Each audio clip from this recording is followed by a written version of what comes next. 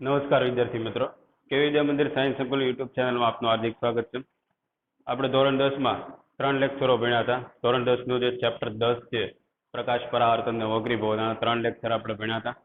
Last time આપણે અરીસા દ્વારા પ્રતિબિંબ ક્યાં કેવું પ્રકારનું રચાશે આપણે જોયું હતું. ત્યારબાદ જે છે વક્રીભવન અને પરાવર્તનમાં આપણે લેક્ચર નંબર 4, આમાં જે છે આપણે ગોળી અરીસાઓ માટે કાર્તેઝી યામ પદ્ધતિ કેવી હશે એ આપણે જોવાનું છે. પ્રતિબિંબની હાઇટ ક્યારે ધન કે ઋણ દર્શાવી, વસ્તુઓ અંતર ક્યારે ધન કે ઋણ દર્શાવવું, પ્રતિબિંબ અંતર ક્યારે ધન ઋણ દર્શાવવું, એના માટેને કાર્તેઝી યામ પદ્ધતિ આપણે સ્વીકારવી પડશે. તો કાર્તેઝી યામ પદ્ધતિ આપણે જોઈએ ગોળી અરીસાઓ માટે.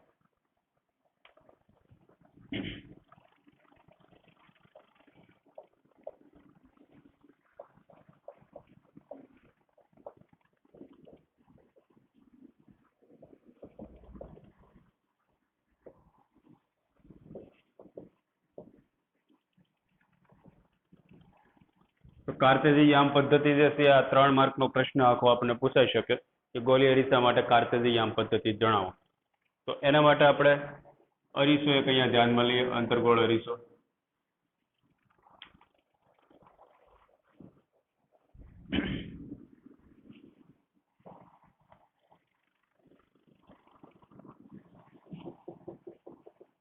તો અરીસાના ધ્રુવમાંથી પસાર થતી આ મુખ્ય અક્ષ છે, ધ્રુવ પી. તો સૌપ્રથમ ધ્રુવ પી જે છે ને આપણે કાર્તેઝી યામ પદ્ધતિનું ઉગમ બિંદુ લઈશું. આ મુખ્ય અક્ષ જે છે ને આપણે એક્સ અક્ષિસ તરીકે લઈ શકીએ. પછી ધ્રુવ પી માંથી પસાર થતી મુખ્ય અક્ષને લંબ એવી અક્ષ, જેને વાય અક્ષ તરીકે આપણે ધ્યાનમાં લઈશું. કાર્તેઝી યામ પદ્ધતિ જે છે એક ઉગમ બિંદુ હશે, તો ઉગમ બિંદુમાંથી પસાર થતી બે લંબ રેખાઓ એટલે કે એક્સ અક્ષિસ કહેવાય છે અને બીજી જે છે વાય અક્ષ તરીકે આપણે ઓળખીએ છીએ. તો અહીંયા અરીસામાં ધ્રુવ પી જે છે એને આપણે ઉગમ બિંદુ તરીકે લઈએ છીએ.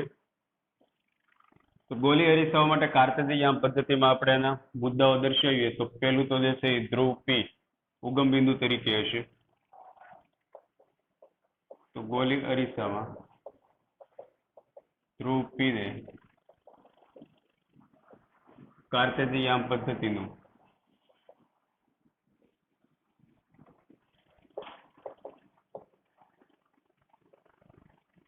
ઉગમ બિંદુ લેવામાં આવે છે.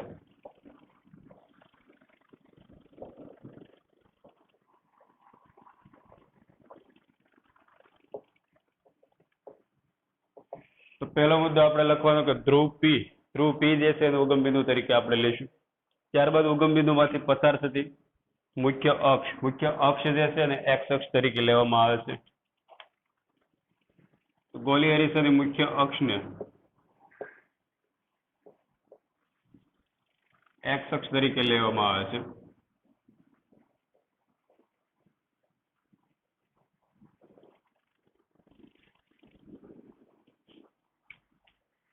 ગોળી અરીસાની જે મુખ્ય અક્ષ આપણે જાણીએ છીએ ધ્રુવ પી અને વક્રતા કેન્દ્ર સી માંથી પસાર થતી મુખ્ય અક્ષ, તો મુખ્ય અક્ષ જે છે એને આપણે એક્સ અક્ષ તરીકે લીધી છે. ત્યારબાદ વાય અક્ષ તરીકે કોને લઈશું? તો વાય અક્ષ તરીકે ધ્રુવ પી માંથી પસાર થતી એક્સ અક્ષને લંબ એવી રેખા, જેને વાય અક્ષ તરીકે અહીં આપણે સ્વીકારેલી છે. તો ધ્રુવ પી માંથી પસાર થતી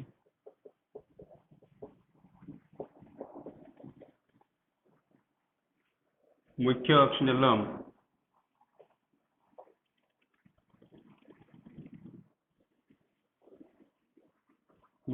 લંબ રેખાને વાય અક્ષ તરીકે લેવામાં આવે છે.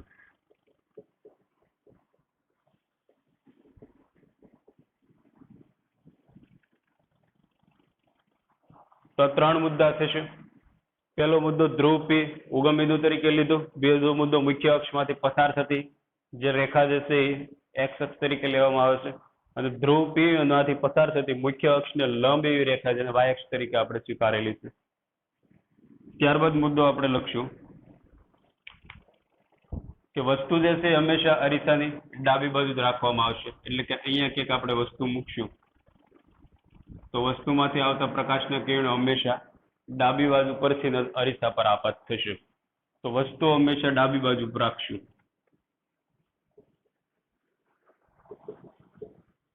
તો તો વસ્તુ હંમેશા અરીસાની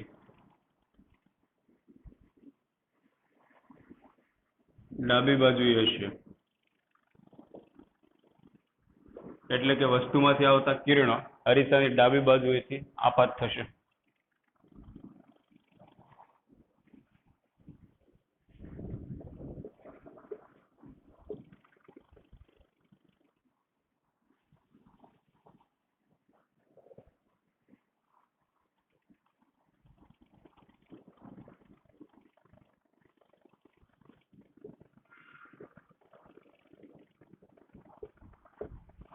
તો વસ્તુ હંમેશા અરીસાની ડાબી બાજુ મૂકશો એટલે વસ્તુમાંથી આવતા પ્રકાશની કિરણો હંમેશા ડાબી બાજુએથી અરીસા પર આપાત થશે. ત્યારબાદ ચોથો મુદ્દો આવશે કે બધા જ અંતરો ધ્રુવ P થી આપણે માપવાના થશે. તો ધ્રુવ P થી મુખ્ય અક્ષને સમાંતર માપવાના થશે. તો અહીંયા વસ્તુ છે તો એ વસ્તુ અંતર આપણે દર્શાવવું હોય તો આ રીતે આપણે એનું માપન કરશું. તો વસ્તુ અંતર જે છે એને આપણે U વડે આ રીતે દર્શાવીએ છીએ. એનું જે પ્રતિબિંબ મળે એને V વડે દર્શાવવાનું થશે. તો બધા જ અંતરો ધ્રુવ P થી મુખ્ય અક્ષને સમાંતર માપવાના. અહીંથી આ રીતે ત્રાંસુ અંતર માપવાનું થશે નહીં, મુખ્ય અક્ષને સમાંતર જ માપન કરાય. તો બધા જ અંતરો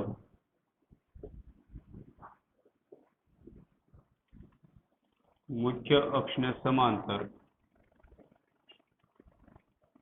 ધ્રુવ P થી માપવામાં આવે છે. તો બધા જ અંતરો આપણે ક્યાંથી માપશું? ધ્રુવ P થી મુખ્ય અક્ષને સમાંતર. હજી આમાં આગળના મુદ્દા છે, તો મુદ્દા આપણે પાછા રિવિઝન કરીએ કે પ્રથમ મુદ્દો શું લખશું કે ધ્રુવ P ને ઉગમ બિંદુ તરીકે લેશું. બીજો મુદ્દો મુખ્ય અક્ષ જે છે એને x અક્ષ તરીકે લેવામાં આવશે. ત્રીજો મુદ્દો y અક્ષ કોને લીધી? તો કે ધ્રુવ P માંથી પસાર થતી મુખ્ય અક્ષને લંબ એવી રેખા જેને y અક્ષ તરીકે લીધી. ચોથો મુદ્દો જે છે એ વસ્તુ હંમેશા ડાબી બાજુ રાખશું એટલે વસ્તુમાંથી આવતા પ્રકાશના કિરણો ડાબી બાજુએથી અરીસા પર આપાત થશે. ત્યારબાદ જે છે બધા જ અંતરો ધ્રુવ P થી મુખ્ય અક્ષને સમાંતર માપશું. ત્યારબાદ જે આગળના ત્રણ મુદ્દાઓ છે આપણે જોઈએ.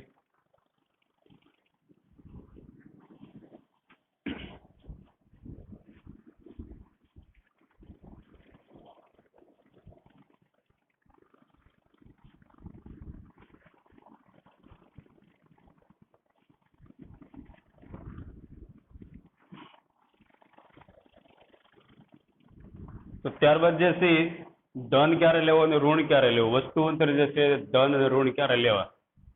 તો વસ્તુ જે છે અરીસાની ડાબી બાજુ હશે તો એ ઋણ આવશે, અરીસાની જમણી બાજુ હશે તો ધન આવશે. જેવી રીતે આપણે યામ પદ્ધતિ લઈએ છીએ x અક્ષ ને y અક્ષ, આ ચરણમાં જે કઈ અંતર હશે એ બધા ધન આવશે. આ તરફ હશે અથવા તો હાઈટ હશે તો પણ ધન આવશે. આ તરફ જે છે x યામ જે છે એ ઋણ આવે, આ તરફ વાયામ જે છે એ ઋણ આવતો હોય છે અને અહીંયા વાયામ જે છે એ ધન આવશે. તો આવી સંજ્ઞા પ્રણાલી અહીંયા ધ્રુવ P થી આપણે માપન કરવાનું થશે. તો ધ્રુવ P થી જો ડાબી બાજુના હશે તો એ બધા ઋણ આવશે અને જમણી બાજુના અંતર જે છે એ બધા ધન આવશે.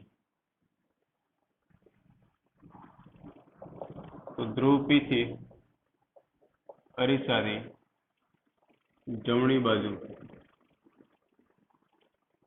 ના અંતરો ધન થશે.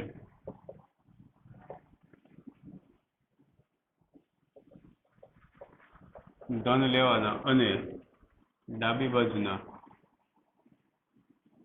અંતરો ઋણ લેવાના. તો x અક્ષને સમાંતર એવા ડાબી બાજુના અંતરો ઋણ હશે અને જમણી બાજુના અંતરો ધન હશે. તો એ ડાબી બાજુના અંતર જે છે આ બધા વસ્તુ અંતર આ બધા ઋણ લેવાના થશે આપણે, અને જમણી બાજુના અંતર જે છે એ બધા ધન લેવાના થશે.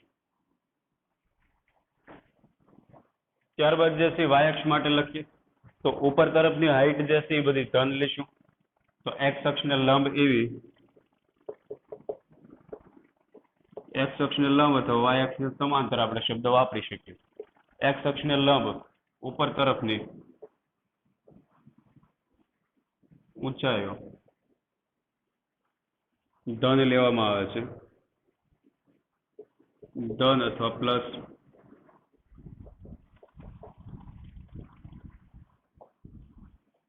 ત્યારબાદ એક્સ અક્ષને લંબ એવી નીચે તરફની બધી ઊંચાઈઓ જે છે એ ઋણ લેવામાં આવશે. ઉપર તરફની જે છે એ બધી ઊંચાઈઓ ધન લેવામાં આવશે. ઉપર તરફ જે કાંઈ વસ્તુ ઊંચાઈ હશે અથવા પ્રતિબિંબ ઊંચાઈ હશે એ બધી ધન લેશું. નીચે તરફની જે કાંઈ વસ્તુ ઊંચાઈ અથવા પ્રતિબિંબ ઊંચાઈ હશે જેને ઋણ લેવામાં આવશે.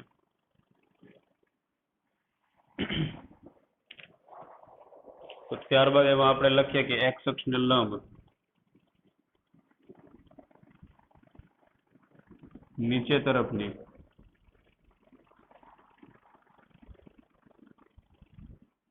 ઊંચાઈ ઋણ લેવામાં આવે છે.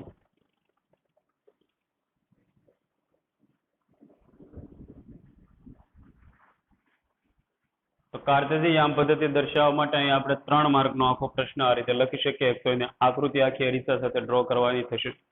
ઉગમ બિંદુ જે છે એ ધ્રુવ પી તરીકે, ધ્રુવ પી ને આપણે ઉગમ બિંદુ તરીકે લીધું. ત્યારબાદ મુખ્ય અક્ષને એક્સ અક્ષ તરીકે લીધી. ધ્રુવ પી માંથી પસાર થતી મુખ્ય અક્ષને લંબ એવી રેખા જેને આપણે વાય અક્ષ તરીકે લીધી હતી. ત્યારબાદ વસ્તુઓ હંમેશા ડાબી બાજુ મૂકશું એટલે ડાબી બાજુએથી પ્રકાશના કિરણો આપાત થતા આપણે સ્વીકારવાના છે. ત્યારબાદ જે છે ધ્રુવ પી થી બધા મુખ્ય અક્ષને સમાંતર અંતર માપવાના છે. અહીંયા સુધી અંતર માપવું હોય તો ધ્રુવ પી થી સમાંતર માપવાનું. અહીંયા સુધીનું માપવાનું છે તો આ સાઈડ ધ્રુવ પી થી સમાંતર માપશું. ત્યારબાદ ઊંચાઈ અથવા તો આ સાઈડના અંતર ધન ઋણ ક્યારે લેવાના તો એ કાર્ટેશિયન યામ પદ્ધતિ આપણે જાણીએ છીએ એ પ્રમાણે જઈએ. ધ્રુવ પી ઉગમ બિંદુ તો આ સાઈડના જે કાંઈ અંતરો માપશું જમણી તરફ બધા ધન હશે. ડાબી તરફ જે કાંઈ મુખ્ય અક્ષને સમાંતર અંતર માપશું એ બધા ઋણ લેવામાં આવશે. ત્યારબાદ મુખ્ય અક્ષને લંબ એવા લંબ ઊંચાઈઓ જે કાંઈ ઉપર તરફની છે એ બધી ધન હશે. નીચે તરફની ઊંચાઈઓ બધી ઋણ હશે. તો આવા ટોટલ 7 મુદ્દાઓ જે છે આપણે લખી શકીએ. આગળ આપણે 4 મુદ્દા 3 ને 2 5 મુદ્દા 5 ને 3 8 મુદ્દા ટોટલ 8 મુદ્દાઓ તમારે અહીંયા લખવાના થાય 3 માર્કનો જો આ પ્રશ્ન પૂછાય તો. ઓકે, ત્યારબાદ આપણે અરીસાનું સૂત્ર જોઈએ.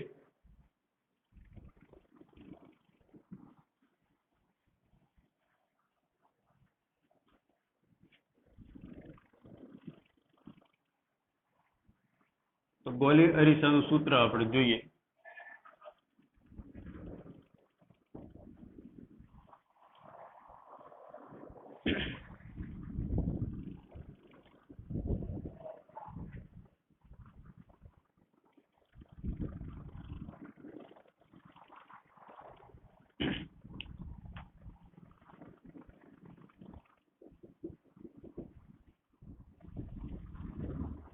તો એ મુખ્ય કેન્દ્ર એફ ત્યાંથી એની કેન્દ્ર લંબાઈ એફ વડે દર્શાવવામાં આવે છે. ધારો કે વસ્તુ અહીંયા ક્યાંક મૂકેલી છે તો એ વસ્તુ અંતરને આપણે યુ વડે દર્શાવવામાં આવશે. ત્યારબાદ એનું પ્રતિબિંબ ધારો કે અહીંયા સી અને એફ ની વચ્ચે કંઈક રચાય છે તો ઈ જે છે એ પ્રતિબિંબ અંતરને વી વડે દર્શાવવામાં આવશે. તો ગોલી અરીસાનું સૂત્ર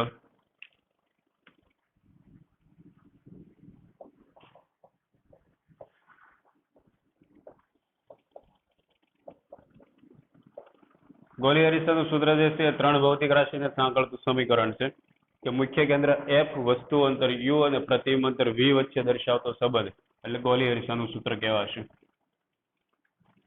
તો કેન્દ્ર લંબાઈ એફ, વસ્તુ અંતર યુ અને પ્રતિબિંબ અંતર વી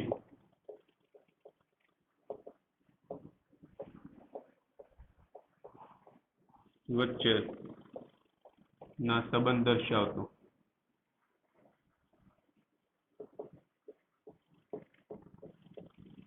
સમીકરણને ગોલી અરીસાનું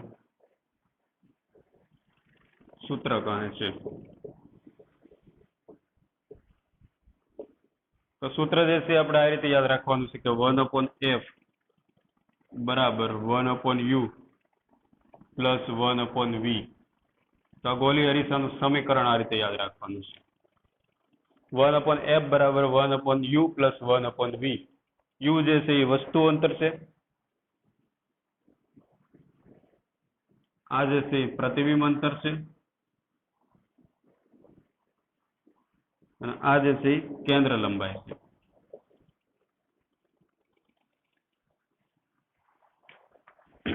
તો હવે અહીંયા આપણી પાસે બે પ્રકારના અરીસા છે, અંતર્ગોળ અરીસો અને બહિર્ગોળ અરીસો. તો જ્યારે આ દાખલામાં સૂત્રનો ઉપયોગ ત્યારે આપણે કરશું ત્યારે વસ્તુ જે છે એ અહીંયા ડાબી બાજુ હશે તો હંમેશા ઋણ લેવામાં આવશે. પ્રતિબિંબ જે છે એ પેલી સાઈડ હશે, આભાસી થતું તો ધન હશે, બાકીનું વાસ્તવિક ઉલટાના કિસ્સામાં હંમેશા ઋણ આવશે. કેન્દ્ર લંબાઈ જે છે અંતર્ગોળ અને બહિર્ગોળ માટે કઈ રીતે આપણે લેશું? તો અંતર્ગોળ અરીસા માટે સંજ્ઞા પ્રણાલી આપણે કેન્દ્ર લંબાઈની જે છે એ ઋણ લેવામાં આવશે. અંતર્ગોળ અરીસો જો હશે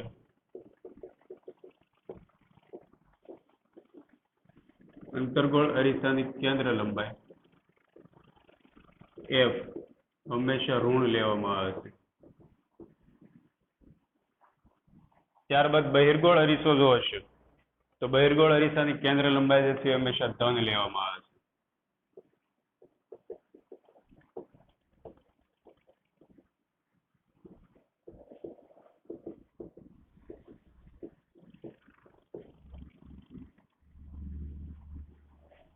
તો સંજ્ઞા પ્રણાલી અહીંયા ખાસ યાદ રાખવાની છે. અંતર્ગોળ અરીસા માટે ઋણ યાદ રાખવાનું છે, અરુણભાઈ આપણે યાદ રાખવાનું છે. અંતર્ગોળ જો હોય તો ઋણ આવશે એટલું યાદ રાખવાનું. સંજ્ઞા પ્રણાલી માટે અહીં આપણે અરુણભાઈ કેન્દ્ર લંબાઈ માટે યાદ રાખવાના છે. આગળ જે છે લેન્સના કિસ્સામાં પણ અંતર્ગોળ લેન્સ ને બહિર્ગોળ લેન્સ આવશે. તો ત્યાં પણ અંતર્ગોળ લેન્સની કેન્દ્ર લંબાઈ જે છે ઋણ જ આવે છે. એટલે અરીસા હોય કે લેન્સ અંતર્ગોળ હશે તો હંમેશા કેન્દ્ર લંબાઈ આપણે ઋણ સ્વીકારવાની થશે. એટલે અરુણભાઈ આપણે યાદ રાખવાના છે એના માટે. અંતર્ગોળ હોય તો ઋણ, બાકી બહિર્ગોળ અરીસો હોય કે લેન્સ હોય એની કેન્દ્ર લંબાઈ ધન યાદ રાખવાની છે. તો સંજ્ઞા પ્રણાલી ખાસ યાદ રાખવી પડશે જ્યારે સૂત્રનો આપણે ઉપયોગ કરશું ત્યારે. ત્યારબાદ જે છે એ બહિર્ગોળ અરીસા અથવા તો અંતર્ગોળ અરીસા માટે મોટવણીનું સૂત્ર પણ આવે છે. તો મોટવણીનું સૂત્ર આપણે આગળ જોઈએ.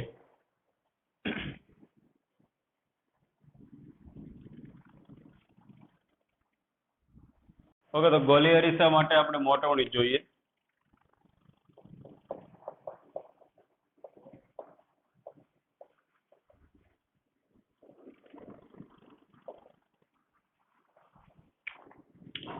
તો મોટવણીનો મતલબ કે અહીંયા વસ્તુ કરતા પ્રતિબિંબ કેટલા ગણું મોટું અથવા તો કેટલા ગણું નાનું આપણને મળે છે એ જે દર્શાવે જે છે એ આપણને મોટવણી તરીકે ઓળખવામાં આવશે.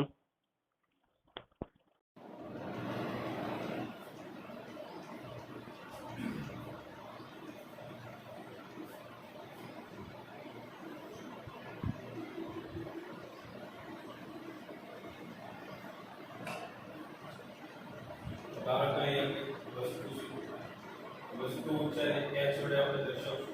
એનું પ્રતિબિંબ અહીંયા ધારો કે વાસ્તવિકનું ઉલટું મળે છે, એ પ્રતિબિંબની હાઈટ જે છે h વડે આપણે દર્શાવશું.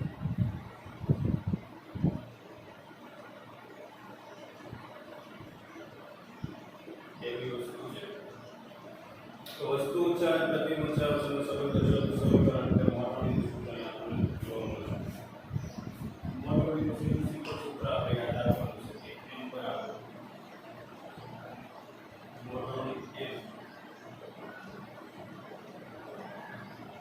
m બરાબર અહીંયા પ્રતિબિંબ ઊંચાઈ આપણે ધ્યાનમાં લેવાની છે.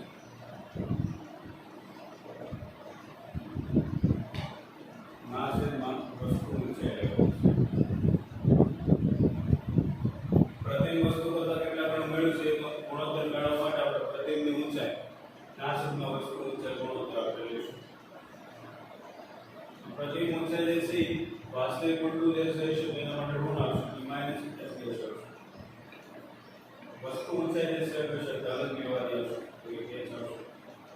વસ્તુ હંમેશા મુખ્ય અક્ષને લંબ આપણે ઉપર તરફ જ રાખશું, જેના કારણે હંમેશા આપણે ધન લેવાનું, માઈનસ h દેશે તો h આવશે. v અને u ના સંબંધમાં સૂત્ર આપણે મેળવવું છે. આ જે છે વસ્તુ અંતર u છે અને આ પ્રતિબિંબ અંતર v. v અને u ના સંદર્ભમાં સૂત્ર આપણે લખશું તો માઈનસ v બાય u. મોટવણીના બે સૂત્ર યાદ રાખવાના છે. h દેશે તો h પ્રતિબિંબ ઊંચાઈ છે વસ્તુ ઊંચાઈ. પ્રતિબિંબ જો આભાસી થતું હશે તો વસ્તુ ઊંચાઈ જે છે હંમેશા આપણે ધન લેવાની છે. તો વસ્તુ ઊંચાઈ આપણે ધન લઈશું, માઇનસ પ્લસ લઈશું, મોટવણી પ્લસ લઈશું. તો મોટવણી ધન અને ઋણ હોય તો પ્રતિબિંબ કેવા પ્રકારનું હોય છે પણ આપણે દાખલામાં ગણતરી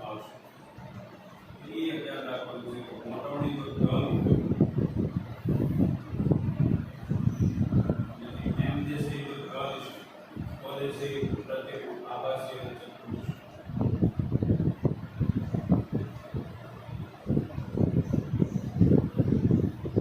મોટવણી એમની કિંમત જો ઋણ હશે તો વાસ્તવિકનું ઋણ એટલે કે અહીં ઉલટું પ્રતિબિંબ છે તો હાઈટ આપણે ઋણ લઈશું કે હાઈટ જે છે એ ઋણ આવશે તો આભાસી ચતુર્ભુજ આપણે ઋણ મૂકશું ના વસ્તુ ઊંચાઈ ધન આવશે પ્રતિબિંબ મોટવણી જે છે આપણે ઋણ મૂકીશું. એમ જે છે એ ઋણ હોય મોટવણી પ્રતિબિંબ જે છે એ વાસ્તવિક અને ઊંચું હશે.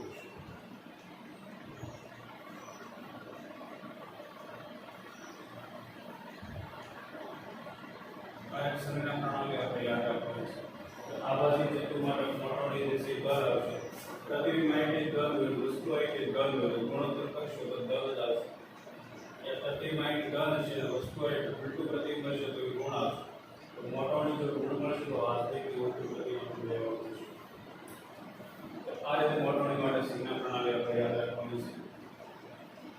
તો પરીક્ષાનું સૂત્ર મોટવણી એના આધારે લાસ્ટ ટાઈમ બોર્ડમાં જે દાખલો પૂછાણો તે દાખલો આપણે જોઈ લઈએ.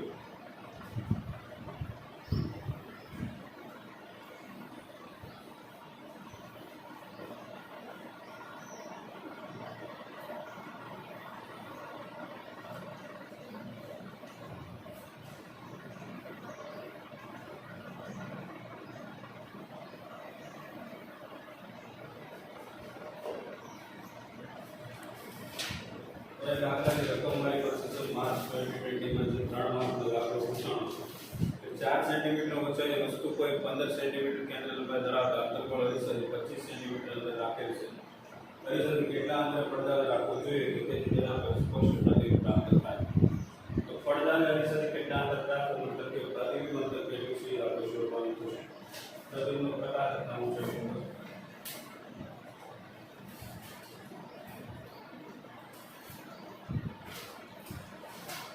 તો રકમ જે છે એ સીધી આકૃતિ ડ્રો કરજો.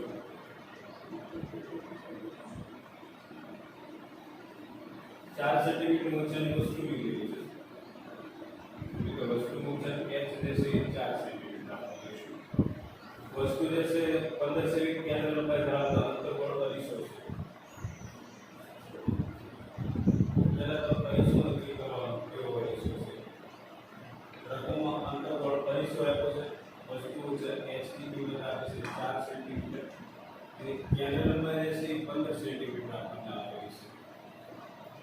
તો અંતર્ગોળ હોય એટલે કે અરુણભાઈ યાદ કરવાના અંતર્ગોળ અરીસાથી કેન્દ્ર લંબાઈ આપણે ઋણ લઈશું તો -15 સેન્ટીમીટર લેવાનું થશે.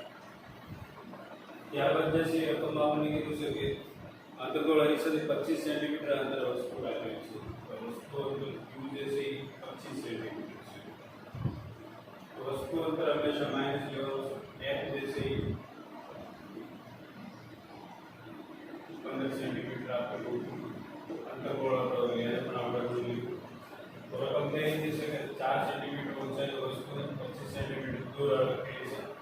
f બરાબર 15 સેન્ટીમીટર આપેલું છે. આના આધારે પડદો કેટલે રાખવો જોઈએ કે એક આપણે પડદો રાખીએ તો પડદા પર સ્પષ્ટ પ્રતિબિંબ જોઈ શકાય.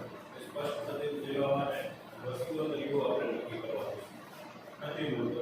પ્રતિબિંબ અંતર v જે છે એ કેટલું મેળવવું જોઈએ. ત્યારબાદ રકમમાં આપણને પૂછવું છે પ્રતિબિંબનો પ્રકાર શું છે. પ્રતિબિંબનો પ્રકાર શું છે એ પૂછે છે.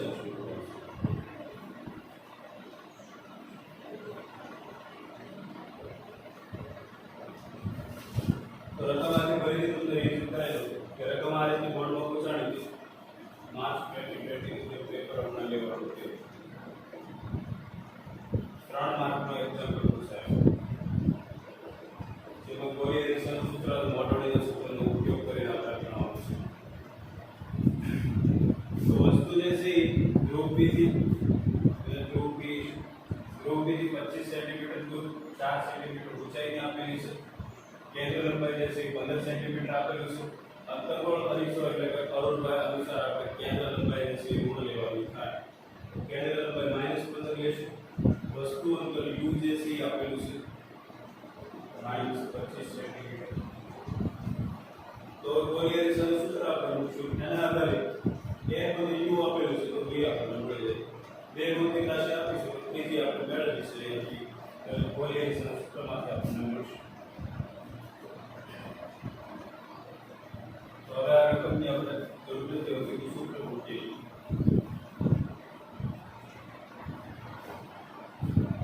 બોર્ડમાં લાગુ પડતી વખતે શરૂઆતમાં તમારા જે ડેટા આપેલા છે ડેટા દર્શાવવા ડેટામાં એક મેચ આપેલી છે એ આપણે કશું માઇનસ કરીશું કારણ કે અંતર્ગોળ કૌંસમાં લખવાનું અંતર્ગોળ હોવાથી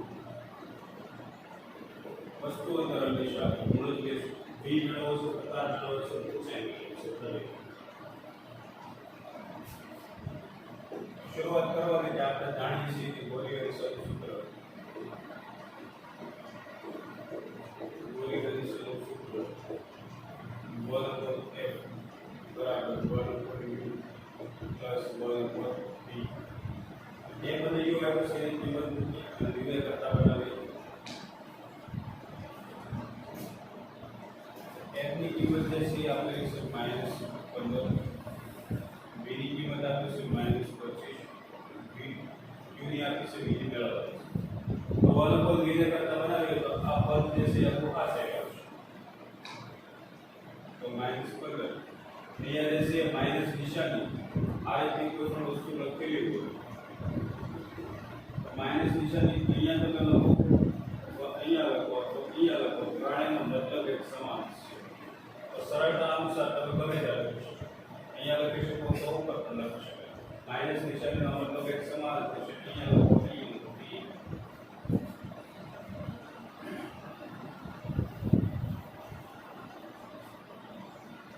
તો માઇનસ 1/25 એટલે કે 25 જે છે એ અહીંયા લખું તો ચાલશે અહીંયા આ સાઈડ લાવશું તો પ્લસ થઈ જશે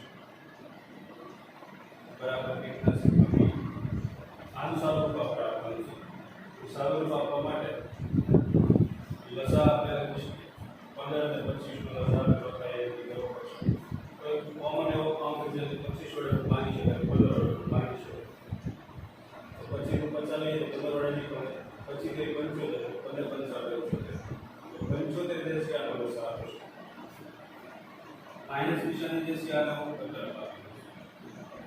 અહીંયા જે છે ઉપર નીચે આપણે 75 કરવાના છે જે સરખા થશે તો કોન્સ્ટન્ટ વાળા આપણે જઈશું તો આનો ઉપર નીચે 75 કરવા માટે આપણે શું કરીશું 5 વડે કરીશું તો -5 ના છેદમાં 75 વત્તા પછી 75 ઉપર નીચે 3 વડે હવે આને આપણે છેદ સરખા થઈ ગયા તો સીધા અંશના સરવાળા થઈ શકે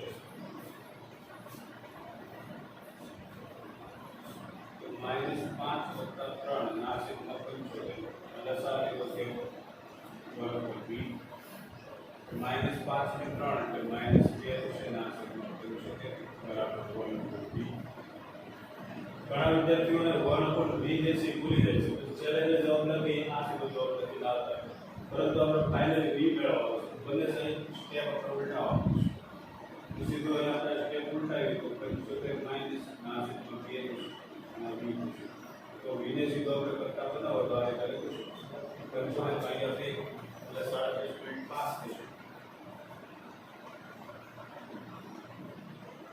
આ ફાઇનલ આન્સર દર્શાવો તો પ્રતિબંધ v જે છે -37.5 સેન્ટીમીટર થશે ઋણ દિશાની સહિત આપણે દર્શાવવા થાય ત્યારબાદ જે છે મોરવણી આપણે મેળવી પડશે પ્રતિબિંબ પ્રકાર કેવો છે જાણવા માટે મોરવણી ઘન મળે કે ઋણ એના આધારે આપણે નક્કી કરી શકીએ પ્રતિબિંબ જે v મળે છે એના આધારે પણ વાસ્તવિક નોટ હોય અંતર્ગોળ દિશા માટે નક્કી કરી શકાય કારણ કે ઋણ મળે છે એટલે એ છે ડાબી સાઈડ અને દિશા છે વાસ્તવિક ઉલટી જશે તો હવે આપણે મોરવણી જોઈએ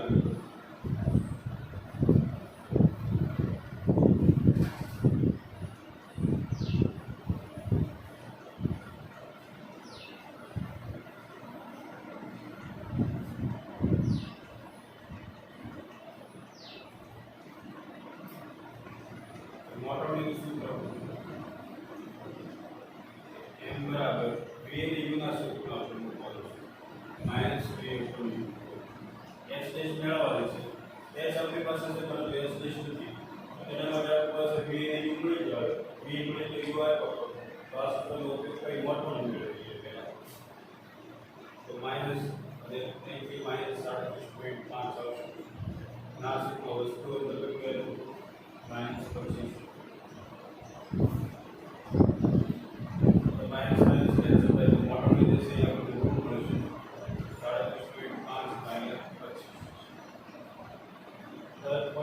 હોય તો અહીંયા આપણે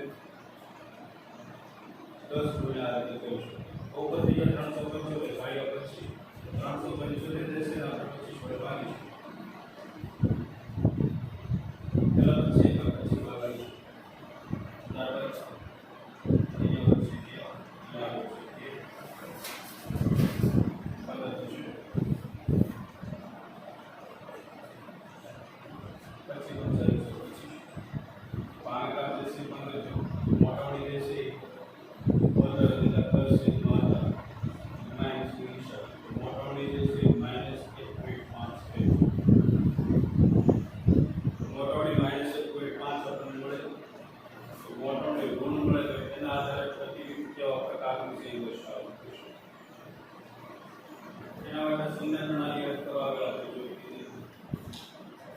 જો મોટોની ધન હોય તો આ બાજુ જતું હોય, મોટોની ઋણ હોય તો આ સાઈડ ઉલટું છે.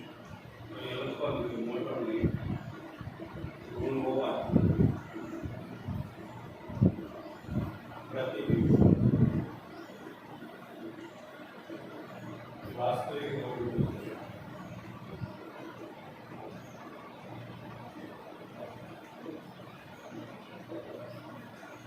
ત્યારબાદ આપણે જે પ્રતિબિંબ ઊંચાઈ શોધવાની છે S એના માટે હવે મોટરની આપણે મળી ગઈ છે કે m બરાબર -1.5.